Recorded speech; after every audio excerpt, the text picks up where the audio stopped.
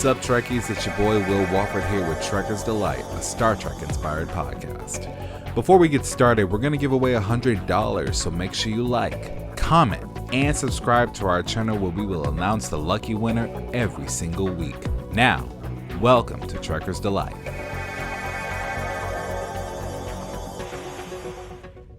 The war criminal? What? He is Cisco. We were talking about Cisco, right? War Look criminal. here, if you want to call They give me the invite. They you give me the have to invite. call every captain in Starfleet a war He's criminal. one- Because that is Happy to do so. and I am not going for it. We're live, and that's the last. In fact, I actually think he's a war criminal under Geneva's 2 and 4. That's beside the point, though. Besides the point. You know, I crack a few eggs to make an omelet. We've all had to be there. Thank But you so do much we? for joining us, guys, for Opposite Treks Part 2. In the Pale Moonlight, thank you for joining us, William, Wofford, Marie Brownhill, Moa Hakeem, and of course, I'm your host, Menhel Yunus, coming to you live and in living color. We're talking about Ben Sisko and the Romulans being brought into the Dominion War in the episode In the Pale Moonlight. Mo and I just wrapped on an intro source where we talked about some of the larger morality, but we're going to get started with a little bit of summary. Marie, how are you today? I mean, I'm above ground, so I guess I can't complain. Mo, how are you doing? I'm still here, May. William, what's your status? I am functioning within normal parameters. Oh my god. I'm gonna Alright, if I could throw something through the screen at you, I possibly would. Today we're having a conversation about this episode about Ben Sisko and the Federation and where the morality of the Federation was, is, or will be in regards to the Romulans being pulled into the Dominion War. I'm going to quickly do a summary just to bring you guys up to speed, if I may. If I can, how does this? There we go. Hey, we're 3 minutes in and we're already having technical. I know. Thank you. Welcome to In the Pale Moonlight. We have, of course, Benjamin Sisko. And we start off with Ben Sisko creating a log, and he's facing the camera, which is incredibly dramatic, which I really love. Ooh. And he starts by saying, I have to justify what happened. And so this is all happening after the fact, where he's narrating and sort of going back and saying, he has to justify it, at least to himself. And he can see where it all went wrong. And he starts to tell us like all the little parts of why he did what he did. And so he starts to argue with Dax about bringing the Romulans into the war and saying that it's in their own best interest to join the war. And they have a wonderful back and forth, a parry and thrust, a great sort of discourse. And she plays it to a T wonderfully. And then they finally have to post the casualty list. Again, it's another Friday. They have to post the casualty list. Dax has lost another person, and they're sort of comparing who's lost who. And Sisko is just sick of it. He can't take another casualty list. And he laughs quickly with Dax about it and how they're putting on the airs of being a Romulan and so forth. They have a fun time. And Sisko gets it in his head to approach Garrick and brings his plan to him. What is it that Garrick can do? Garrick, of course, being Garrick, he whispers in his ear and tells him of a kind of a plot that he could do. He later comes back and says he made a few discreet inquiries among his former associates. And Sisko asks him, okay, well, so what happened? He's like, well, they were all killed within 1 day of speaking with me. It's a testament, really, to Dominion security. But he argues, the fate of the whole quadrant is hanging in the balance. I hope you're not just giving up just yet. And he makes the suggestion that we should manufacture the evidence ourselves. They bring in the idea of Senator Vreenak, who was opposed to the war, and they bring in Tolar, who could create a program that would fool them on a rod, a special rod that Cardassians make. He tells them this entire matter is off the record until he starts messing up Quark's bar and assaults them, and Quark gets to see Sisko come down to his level, and he bribes him. That was his first real moment of doubt. But again, he makes the argument in the log that people are actually out there dying every day while he makes this moral argument to himself. Entire worlds are struggling for their freedom. And here he is still worrying about the finer points of this morality. It seems ludicrous to idea of not doing something. to which he asks for the biomimetic gel from the doctor, which is an incredibly dangerous compound controlled by the Federation. And he asks for that in writing. He's like, I thought you would. Tolar creates the program, and Sisko intimidates him. And he, again, is a bit of a meanie, you know? You see him being a commander. There's a militaristic side here to Sisko, and once he's put things in motion, Starfleet has given it its blessing. Is the higher-ups. He's off the hook. So Vreenak arrives and makes his argument over the actual perceived ideation of this rod, and he wants proof. Sisko gives him the rod for him to authenticate. And of course, you get the classic meme, it's a fake. And that's really the end until sort of Garrick mops up and says, well, he kills the senator, he kills Tolar, and Sisko comes in and punches him in the face. And he's like, you brought him into the war, and all it cost you was one criminal programmer, one Romulan senator, and the self-respect of one Starfleet officer. Was it worth it? And I put it to you, ladies and gentlemen, was it worth it? Go ahead.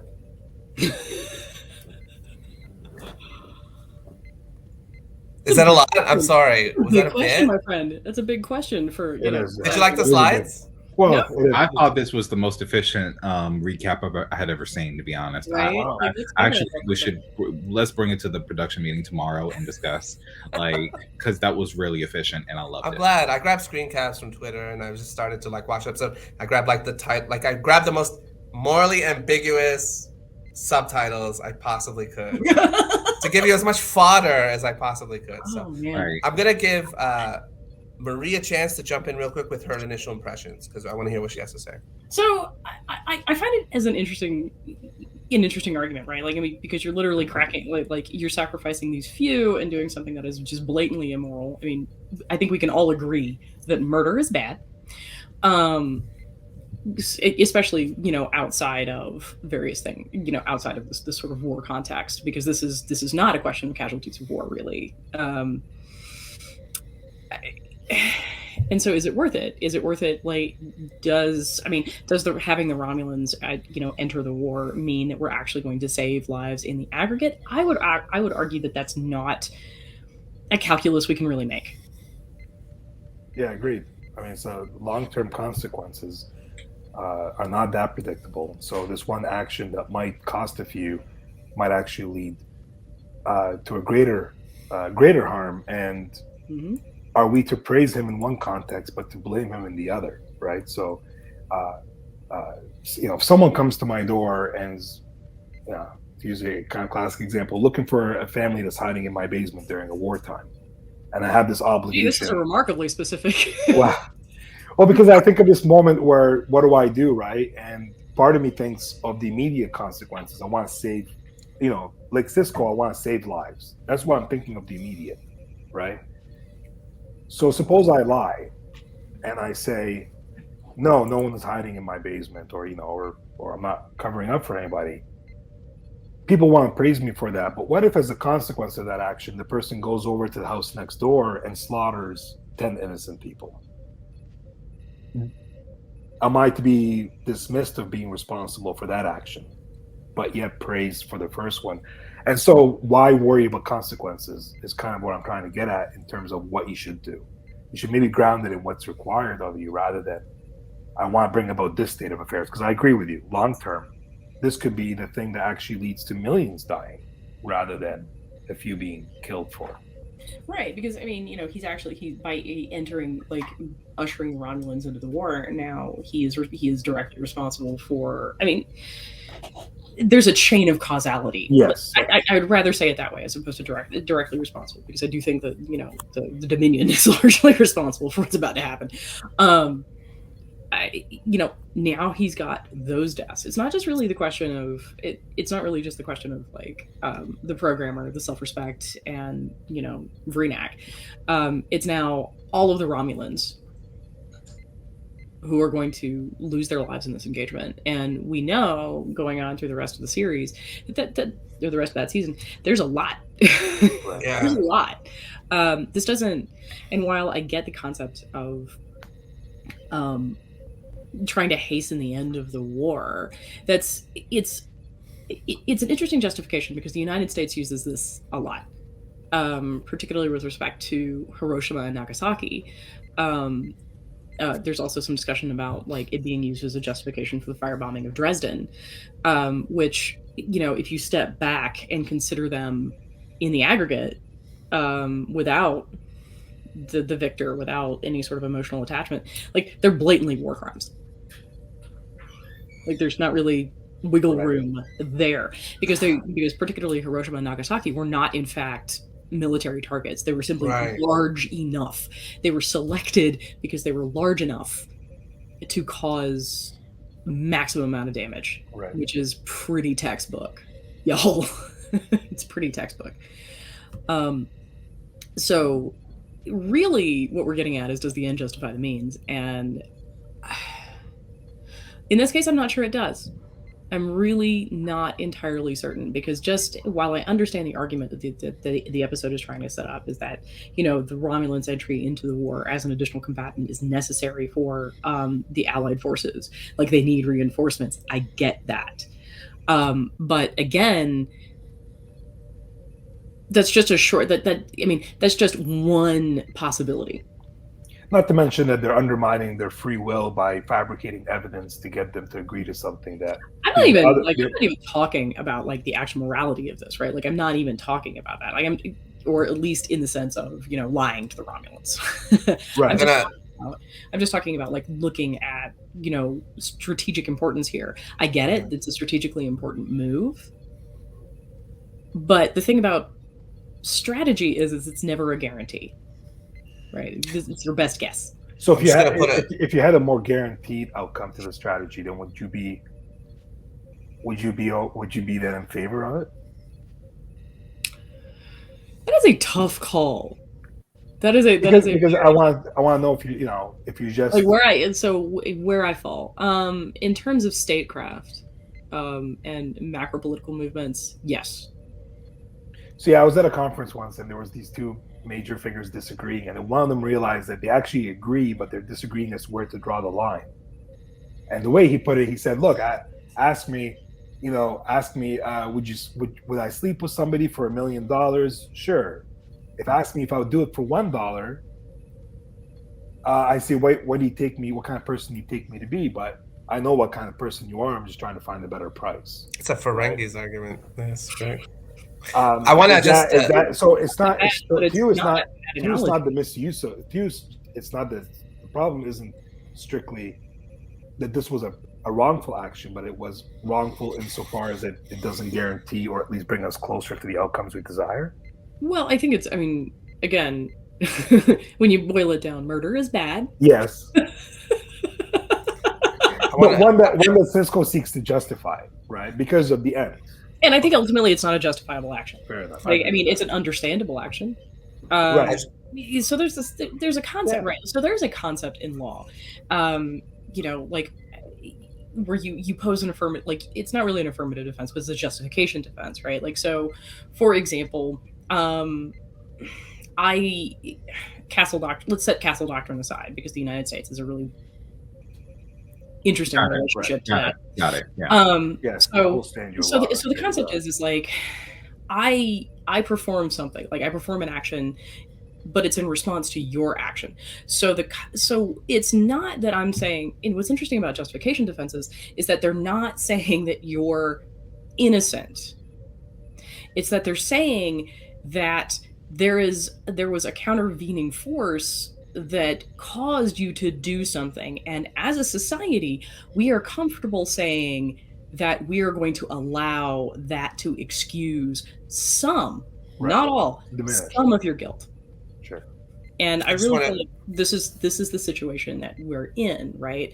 Because Sisko's actions ultimately work out, right? I mean, the Romulans enter the war, and they're ultimately the Allies are ultimately victorious over the Dominion. So yes, so in this sense, if I were setting this up at Sisko's court-martial, I would definitely pose that as an attempted defense. Right. Right. I just want to give. Because there's no way for him to escape guilt on this point. It's just certainly the moral guilt. Get The knocked moral down. guilt is there. It's just the legal responsibility is diminished in your defense of his actions. Both fantastic points. Yes and no. It's really not that your responsibility is diminished. It's that we're willing to lower your punishment is really what it is. Because you end up stepping, like, you can do that as a part of a plea deal, and you can actually step down from, say, murder one to manslaughter. Right. We're still agreeing that you murdered somebody. Right. That's clear. And you were still degree for that. Consequences of degrees. Yeah. But we're willing to let you escape. We're willing to accept that you don't deserve the full weight and the full consequence of murder one. Right. And these are also, and understandably so, these are really difficult defenses to run. Of course. Just a little bit of space. Sorry, guys. Thank you so much. William, just a little breathing room. Brother, how are you? Manny's like, I'm done with you, Murray. I'm done. No. You both made fantastic points. I concur in the sense that because Sisko is the man who he is, he's going to take full responsibility for the whole thing. That's what the captain does, and that's just the dynamic of his character. But I agree, if I were to see him in a court-martial, I can't say that I would charge him with murder one. I can't. Is that a cat? There's that cat in the background. Yes, I apologize. Oh, okay, I was worried it was one of my fat cats, and I'm like, oh my God, is somebody dying? I have two cats. One plays a baby game. He takes a cat, takes a toy, and the other one has to come get it. Right. Sorry. But I wouldn't charge him with murder one because he, by technicality, is not responsible for Renak or Tolar's death. He didn't even know it was going to happen. Garrick. Oh no, dude! I would link him on conspiracy.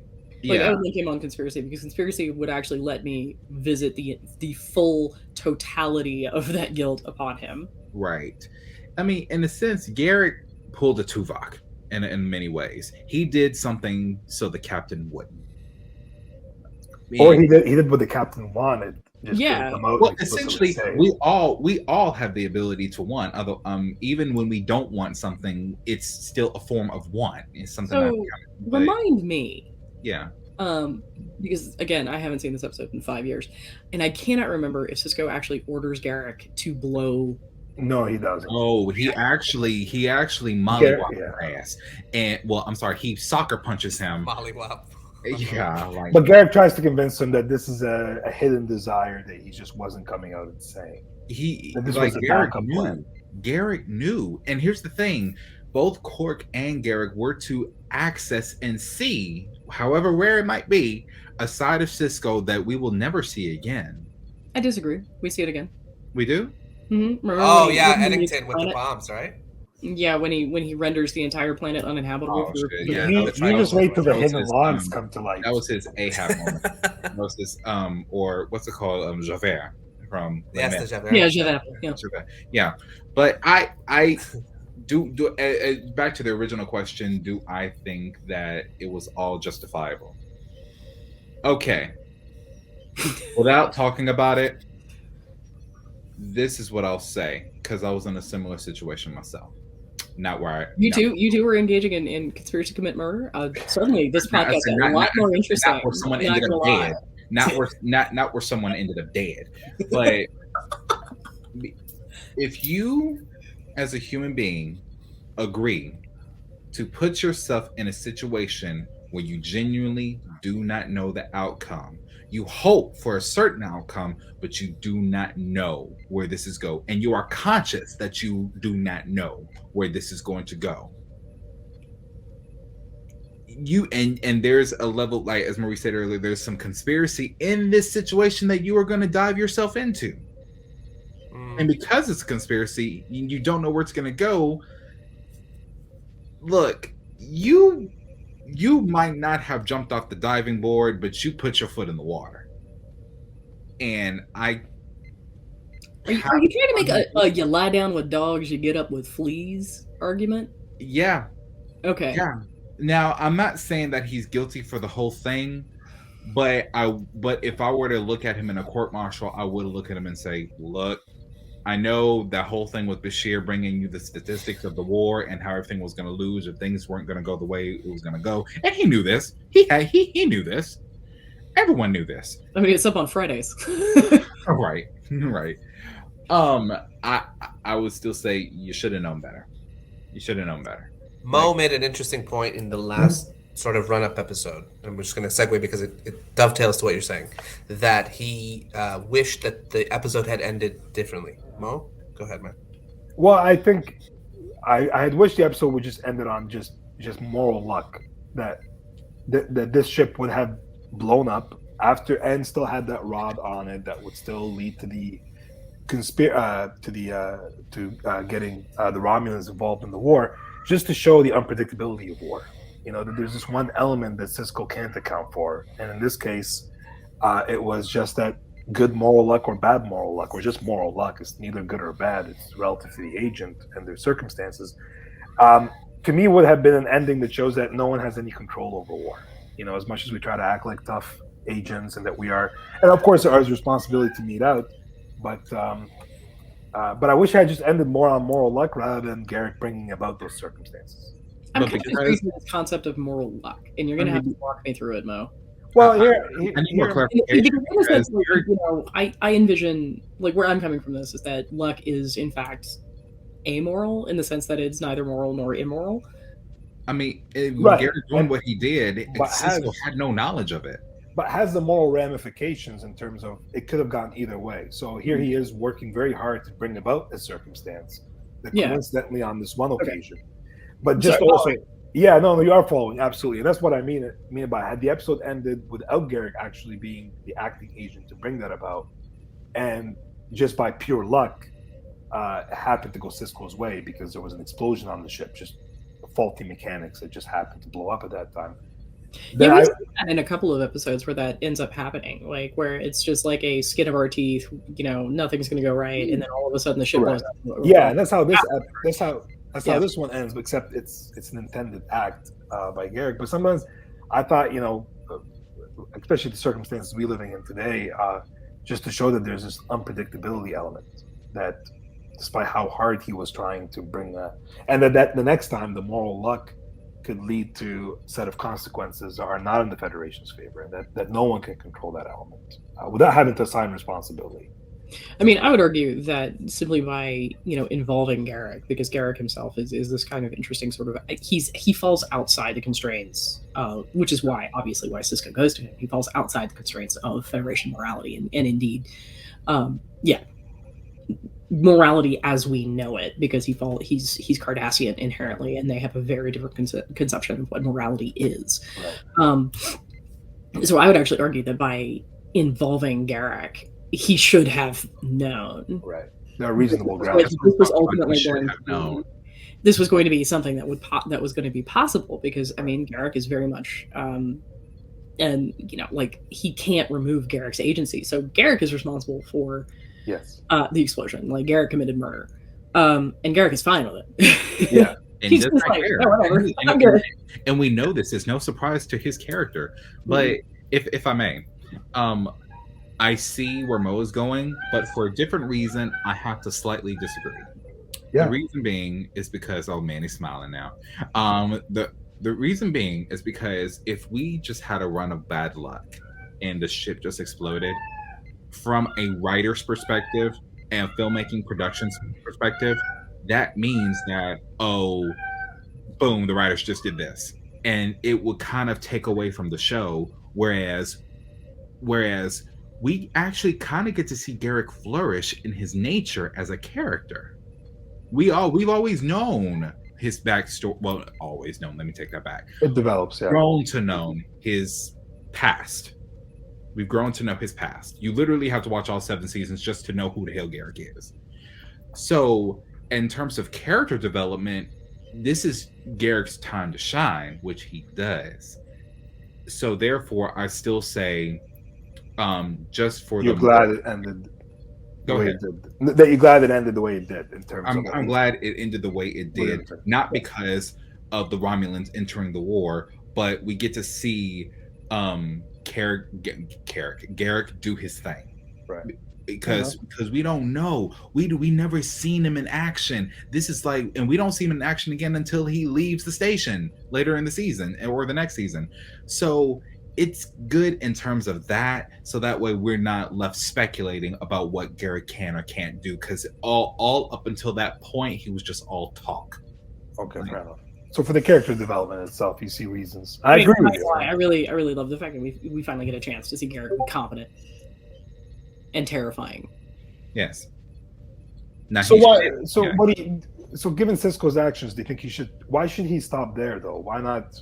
Now that you've crossed over this boundary, where you are willing to do things in order to speed up a certain result. Because I'll tell you why. Like, why have morals after that? Since you already I'll tell you why actually. Because it's one thing to make a mistake. At least that's what I was raised on. You can make a mistake. It becomes a problem if you keep repeating that same mistake over. But you would have to conceive of Cisco's choices here as being mistaken, and they're not. Well, he actually recognizes early on. He goes, "I should have stopped there, but I kept going." Of course, he kept going. And but the recognition of the mistake. Let me ask you this though: did Cisco go back to Garrick at any point for the rest of the season for that same reason? But he proceeds in the episode to do whatever is necessary to ensure that this plan is carried through, even bribing people. Right? I mean, at every point he has a moral choice to make, and at every point he chooses the one that will continue him on this path. And that's just, to me, just greater and greater responsibility. To me, it's just, now that you've transcended this boundary of doing whatever is necessary to bring about this result, why not do one more thing, even if it's more extreme, if it could just bring the result even sooner, right?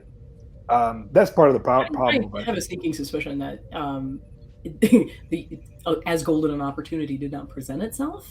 One, yeah. You know, as far as the rest of the season goes, but I think he reached his price. You know, if we're going to go back to your conference metaphor, which I think is a really good one. Actually, I like it. I'm going to use that at some point. So thanks, Mo. No one has a monopoly on knowledge, not even the Federation. But I think he reached his price. Like, yeah, but at the end he's okay with it. He says the scariest thing is that I'm okay with it. I can see he doesn't like it. He admitted that he does not like it, but he is okay. It's not right, but it's okay. That's actually a song by Whitney Houston. But like, it's not right, but it's okay. But it's okay. Don't let us get banned by YouTube. Don't listen too much of it. Yeah. No. But I honestly, I know it's called In the Pale Moonlight. I would have named it He Who's Without Sin. Ooh. Because I don't know what any captain that has done some... Janeway. Shit. Year of Hell. Well, that's what I'm saying. Who hasn't done some stuff? Right. Oh. Picard has done some things. Shade. I mean, God knows Kirk did. Archer blew it out the water a couple of times. I would argue that of all of the captains, and I made this point I think before in the last introduction, that Cisco, of all those captains, and maybe someone will disagree, I'm sure, that the inaction was just so abhorrent to him that he took that action because he couldn't live with the inaction, and that made him not. It's not necessarily that he was bold, but that he was unable to live in a world in which he did not take this action. And he I think that's what made him different than any other captain, which is that he can live with it. Like, he really does understand, like, the machinations, the military machinations that he has put it forward, and all those lives that are lost, and he thinks that he saved lives that day. Well, it's I see him ultimately he's grounded in his sentiments, right? Not in his principled rationale. And God forbid that the next day he doesn't feel the same sentiment towards a different group of people, then there is no reason to take any action. And that's just, for me, makes him morally inconsistent. That, you know, and maybe morality doesn't have to be universal and consistent and yada yada, but we could have partial values. I gotta tell you, I would love to tell you that I have been morally consistent in the entirety of my life, but that would be a lie. Sure, and I don't think anyone else can claim that, but it doesn't mean that morality still doesn't make that claim upon us, right? That there is that if we're going to come up with if we're going to call it a moral principle, then it should have some kind of universal reach in terms of at least it binds all agents rather than just let us pick and choose when we want to be bound by it. Then just call it preference, call it something else, but take it Isn't out of morality a human concept, though? Well, I would if you, disagree. if you adopt, I think it is. I really do. I would disagree. I That's think what I think we see very distinct moralities emerging in depending on cultures. Like as I said, Garrick being Cardassian is going to have a very different concept of what morality is The state. versus Yeah. like While still Federation, recognizing. and the Federation basically just embraces Western liberalism and just goes with it. Like right, individualism, right? I mean, the scariest thing in Star Trek is what? The Borg. Why? Because it's a collectivist. You lose your individual autonomy. Although the world, which is actually an interesting concept because like I don't think that's quite it. I think it's a little more nuanced than that because one of the things that Star Trek is really good at is finding solutions through collective action. Say compare it directly with say the other famous Star franchise, which I would argue is entirely about individual action. well, I would say it's the autonomy element of it. Right? There's a collective autonomy. I agree with you. Yes, through cooperative action, we can produce certain goods. But that Right, there's an cooperative emergent. The cooperative action is grounded heavily in even allowing the collective to be autonomous and choosing to be part of the cooperation. At times. And I think that's it. And I While think while the Borg scares us because they remove our autonomous choice and agreeing to be part of this collective action.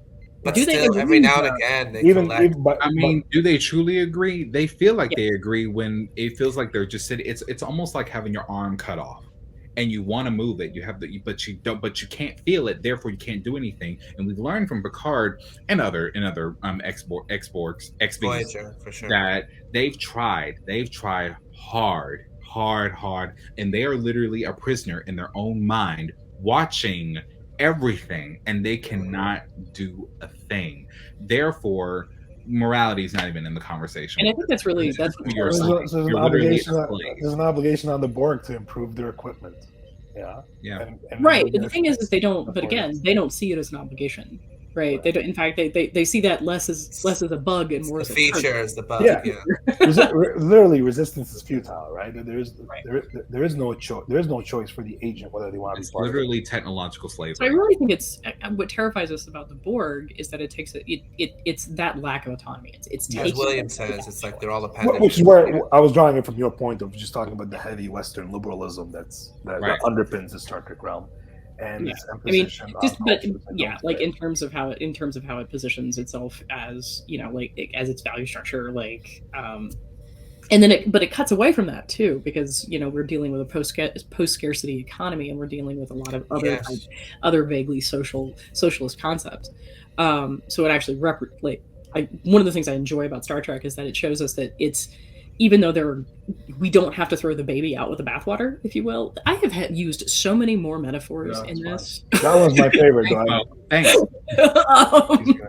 Today, so many little nuggets there. Clearly, I'm from the South. But no, I appreciate that about the show as well, right? Right. I mean, because it recognizes that there are very negative things about Western liberalism, and one of them being one of those things being pure capitalist economies, right? But it shows us that there are things that we can take from that, and that we can actually use those as tools to create ostensibly. I'm not entirely persuaded that we get there because I think we, as the culture that generates this piece of art, cannot envision what an actual utopia would look like. Because it's so different from. I made this point in the introduction. That's exactly what I said. This is what happens when I don't show up on time. But you're making it much better. The point. Absolutely, Great minds. So yeah, like I do really enjoy kind of watching how that rolls out and. Not to plug my own show, but I'm going to plug my own show. And one of the things that I do in FTP is talk about why, what the problems are and how we envision utopia.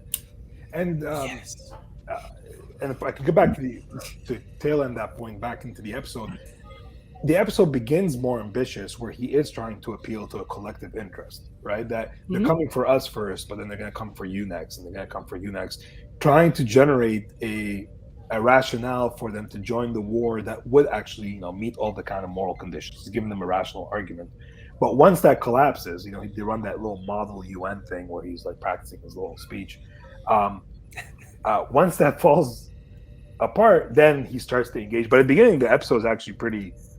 It's He's more straight legit. on. Yeah, he is. He's actually appealing to their sensibilities. This is in your interest to become part of this, Which is battle. insane, right? Because it's a bad diplomatic move, because it profoundly misunderstands how the Romulans conceive of their interests.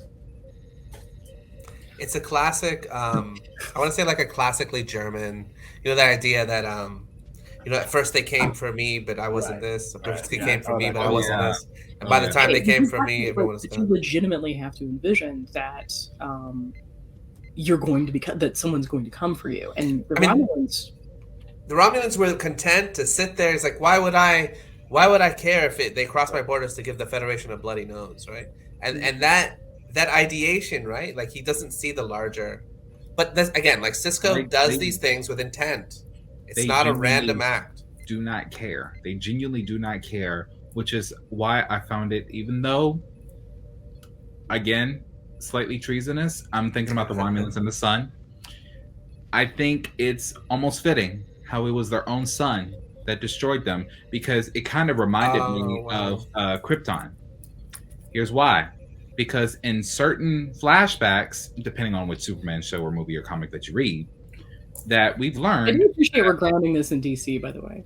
Oh yeah, Oh my God. we've learned that their energy source was the core of their own planet, Right. and they used it so much that it pretty much backfired. Right. Their ignorance backfired. The exact same thing happened to the Romulans. The sheer hubris. The sheer hubris. I wish we had that somewhere. Where is it? Where is it? I'm sorry. Where is she? Where is she? I'm finding it. I am going. Give me 3, 2, 1. FTP. Here we go. Damn it! Where is it? Here it is. I'm impressed. At least we're 37 minutes into it for I the know, right? second You know line. what? It is. But everybody, imagine Where the sheer hubris admiral, like right here. Where's the pictures? Where's the Those are my pictures? favorite Oh, memes. where do they hide them? Oh my gosh! You know what? Here it is. Here we go. Sheer cute. We have a lot of pictures of Uhura. Okay. There. There she Nice. is. Well done. All right. Bravo. There she is. From Prop Picard. Sheer fucking hubris. So every time we say sheer hubris, we always bring her up. But That was such a great line. It was such a great line. She delivered it beautifully. Because I'm the type where even when I was watching King Kong versus Godzilla, honestly, King Kong needed his ass whooped. Thank you. Just like Godzilla. I'd like to counter that argument. Just like Godzilla needed his ass whooped. Everyone needs their ass whooped at some point, so that way you can properly understand the finer points of morality. Can I just make the argument? I really feel like we militaristic just went argument? sideways there. We We're on have to opposite tracks see. now. We have to see this as a military engagement and see the fog of war, as Robert McNamara would put it. Mhm. That yes, we can make all these armchair arguments all we like, but the Dominion was knocking on their door. They were posting casualty lists every week, and Right, Cisco but let's sat there as also a be useless real. commander in a war. Let's also And he- be real. In terms of Robert war, I completely McNamara agree with what was done. steps In to terms of war, excuse his own poor actions during that entire debacle. I mean, my thing integrity is of the this. Federation maintained. Yes. What, Yeah. I know how to Champion. solve this. Champion I know how to mode. solve this. Hold I know on. how to solve all this. I know how to solve all this. Okay. Honestly, to help Manny, to help Marie, to help Mo, all the M's and the opposite M right here. I see what I did there. I think that if instead of going to Garrick of all people, what Cisco should have done was go to Bashir, and Bashir go to Section 31. So you're basically okay with all of it as long as it just happens behind. He ain't got Right. to know Yeah, I was nothing. gonna say, like, He ain't got to know nothing. He ain't got to know shit. Okay, he doesn't need to know. Fair enough. Well, Take ignorance.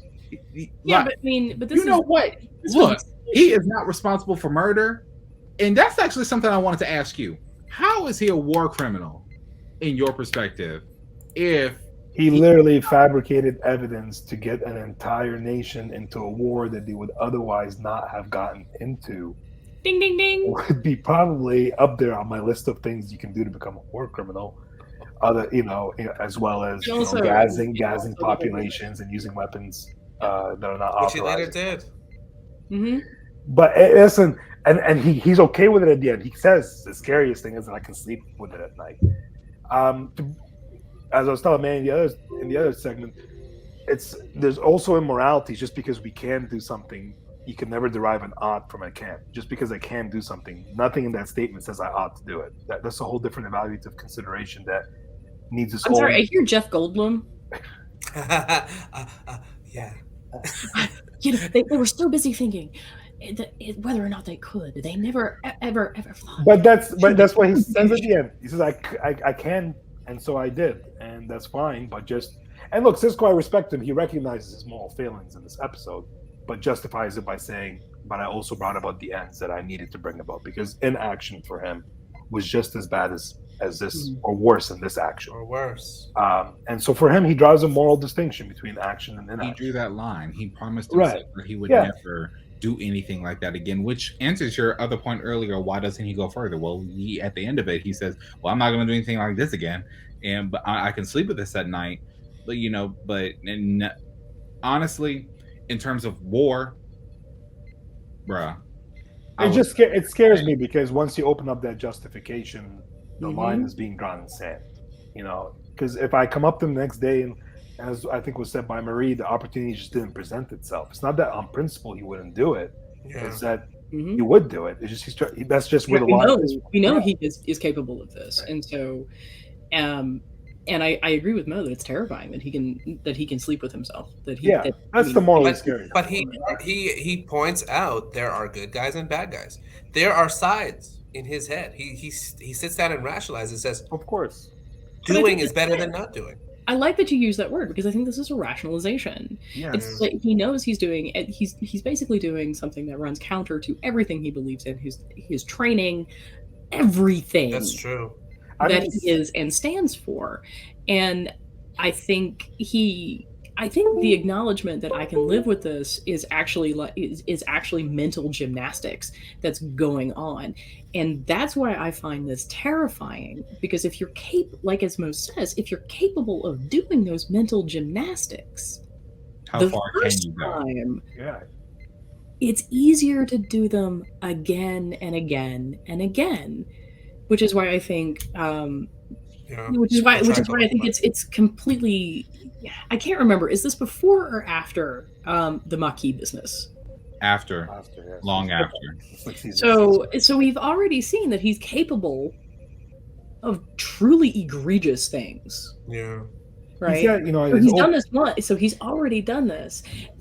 This is a second action. This is literally bearing out what Mo's talking about. My question to you guys here would be also, like, now that we've talked about that back and forth, like, the state has now, like, the Federation has sanctioned this. They've given it their blessing. So now, is he culpable? Where's culpability here? The Federation doesn't know. I mean, They by don't know. law, I guarantee by law, they do not. you are charged not to obey an unlawful order. Right.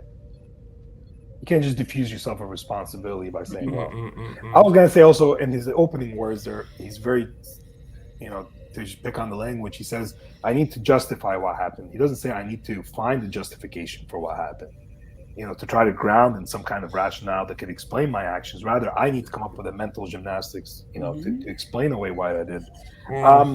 Like we're talking some gold medal tumbling here, guys.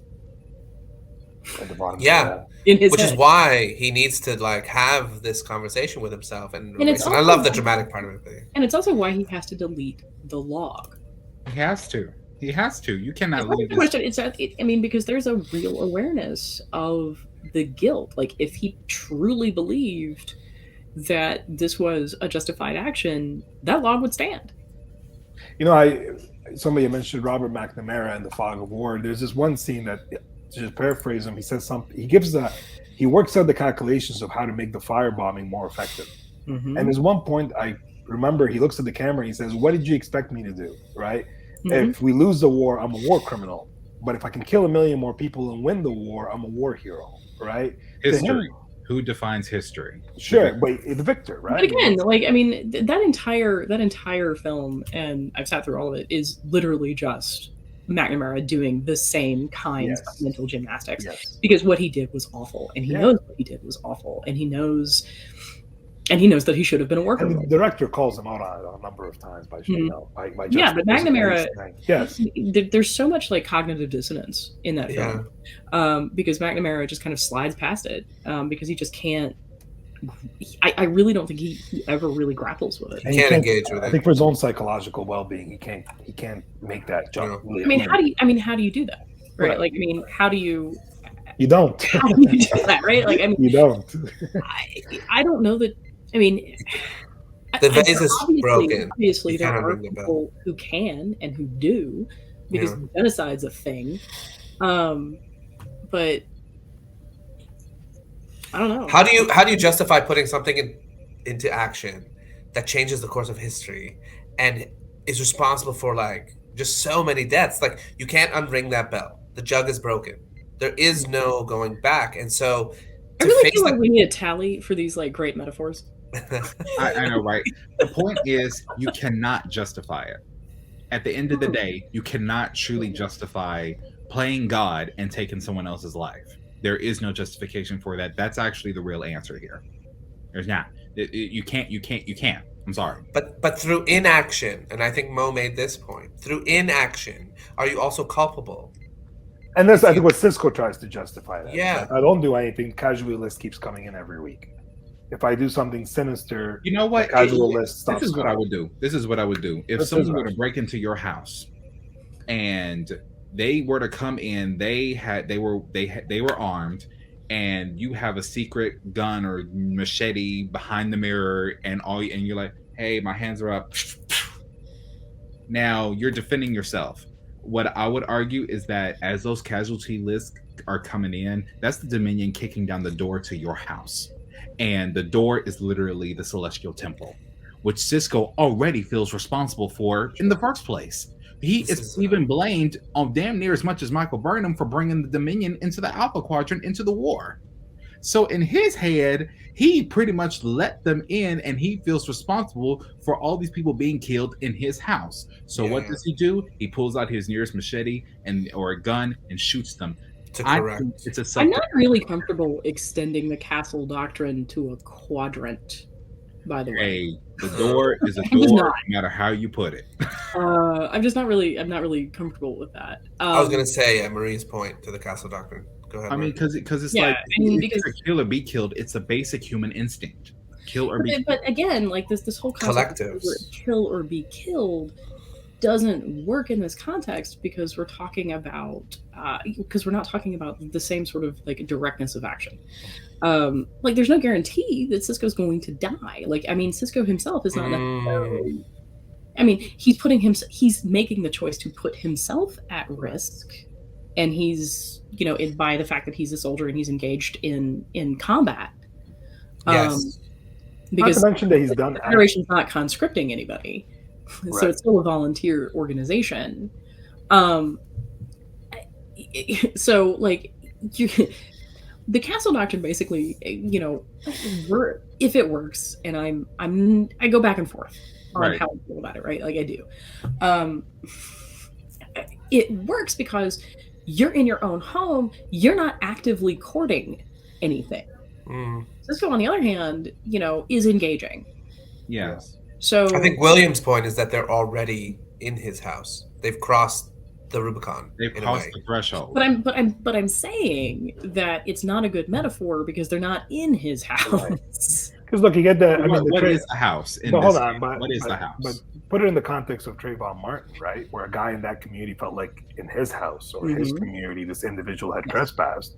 Certainly, all of us. I want all of us to think that this guy was crazy because he is. But there are some people who try to defend it as self-defense, but the guy created the conditions of his own self-defense in Mhm. order to then strike a person. Yeah. I think Ritterhouse is kind of similar.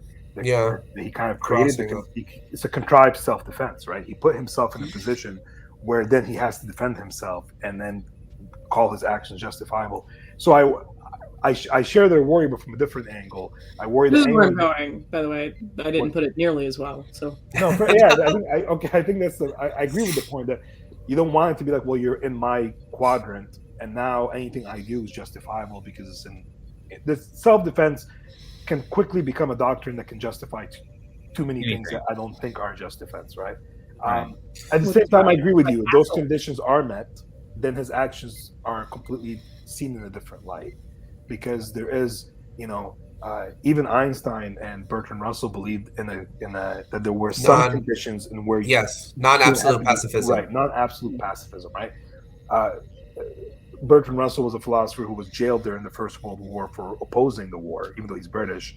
By the Second World War, him and Einstein supported the war against the Nazis because they saw it as creating this condition in which that group was bent on destroying justifiable part of civilization, right? They want to remove, right, all Jews and all homosexuals and all other gypsies and everyone was on. Which is hilarious because right, the Germans aren't Aryan at all. Right. But that always bugged me. Like, it's just as an aside. I'm like, that's not even anthropologically accurate. But it's a perception. Yeah. No, but you're right. The perception of superiority. I mean, I guess that's maybe why he stole the swastika, because that was not at all. Yeah. It's still a sun symbol that's used in South Asia. So I agree that there are conditions in which we can absolutely pick up arms and engage in violence as a means of self-defense. But I would argue that they're not met here. They're not met. No, I don't think they're met at all. However, if conditions are met, then yes, I think Cisco is in the right on grounds of self-defense, on grounds of the first natural right that we all have to preserve life at all costs, and so on and so forth. So now we're getting into natural rights. So the nonsense on stilts says. So to put the in my house conditions properly, would it be better met when the Dominion fleet was initially coming through? It was after the mines were destroyed, and he went into the wormhole. And he said, "Hey, prophets, help!" Deus ex machina. Would that fit the parameters of you breaking my house? Would that fit? I mean, I think in part, to me, you're invoking the whole preemptive versus preventive. How far does it have to be until I mean, because we know the intentions of the Dominion. It's already been right. They took over the station at this point. Sure. So we know what they're going to do. Sure.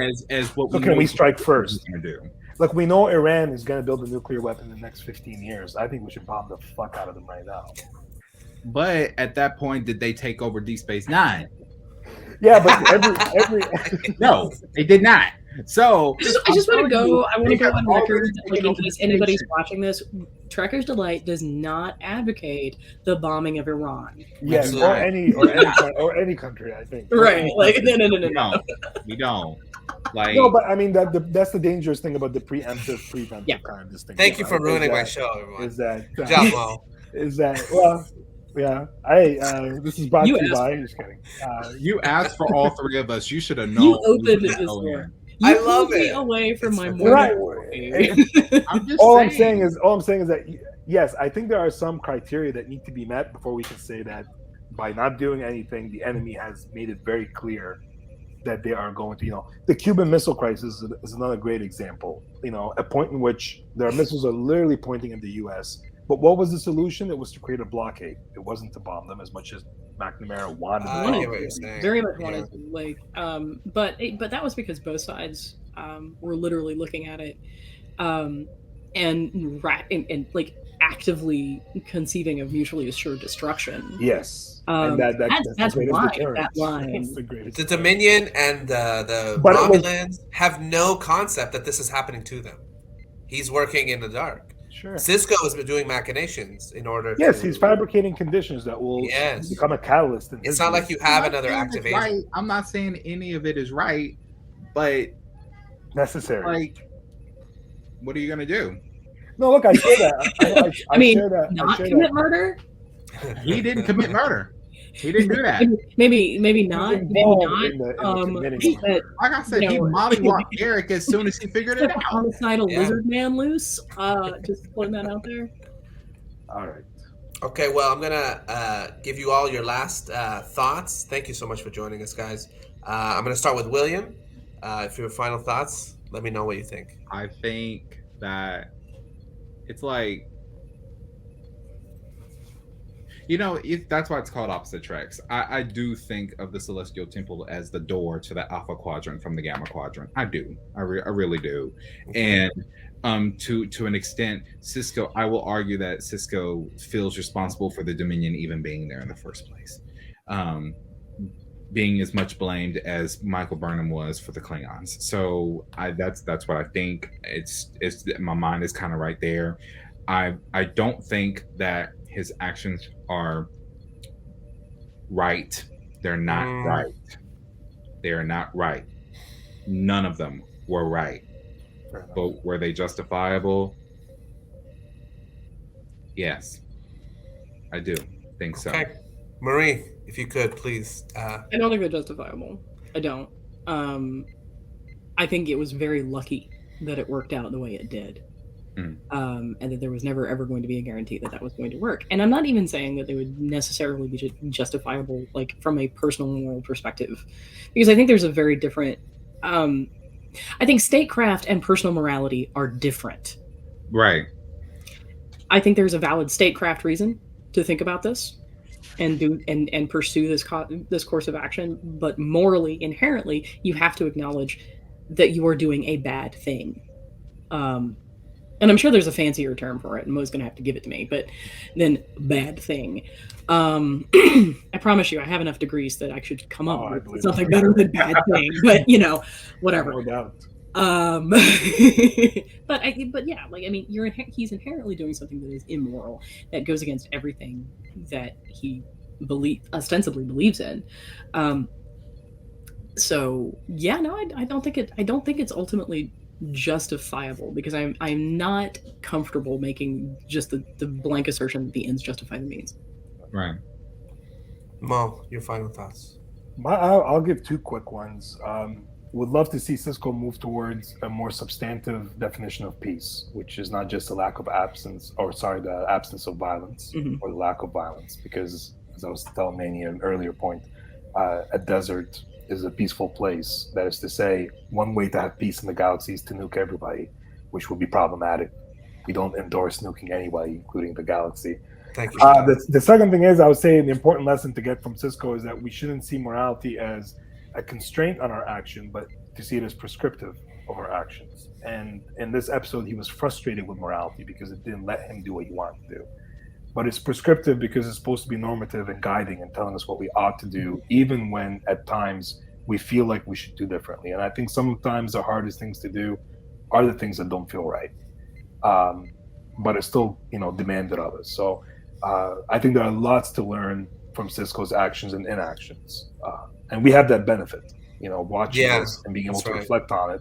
So if unfortunately we're ever in those circumstances, we can use this to inform our behavior rather than, constrain it. I don't know about you, but I'm going to work really hard on avoiding putting myself in a situation where I have to hire Garrick to blow somebody's ship. That's a good first step. I really do. I really feel like that's a that's a good life goal. I mean, honestly, like I said, and that's the initial point that I was making. Don't put yourself in a circumstance that is questionable and conspiracy-esque. If you feel like the level of your outcome hypothesis is no more than 40%, don't do it. Just don't do it. Just don't do it. Yeah, I need a good 85% before I can go in. I'm sorry. Like, no, because Garrick, of all people, you at least if you would have asked Bashir, we would have had a better story between him and Garrick in Section 31. But again, I'm a story guy. That's a different show, my dude. That's a different show. Oh, I'm here for it. Thank you, Manny. No worries, Manny. Pleasure meeting you, Marie, and pleasure meeting you, William, and chatting. Thank you. I'm glad that we're not that far off of each other's treks. A little bit opposite. I like this. I'm here for this. It would be boring if we all agreed. Yes. It would be. Okay, thanks so much, guys, and we'll see you next time. Take care, guys. Bye. Take care. Bye.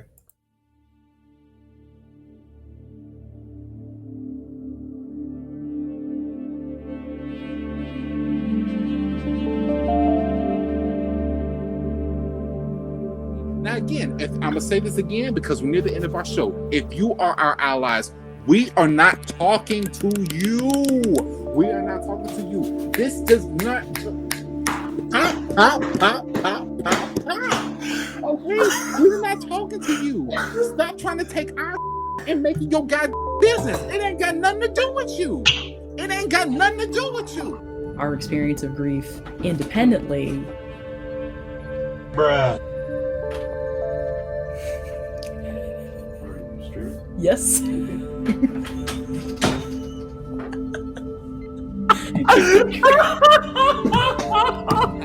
I love that they're in the comments. So much is like I'm just reading the comments. Yeah. They should broaden their child out. It's such a good point, Will.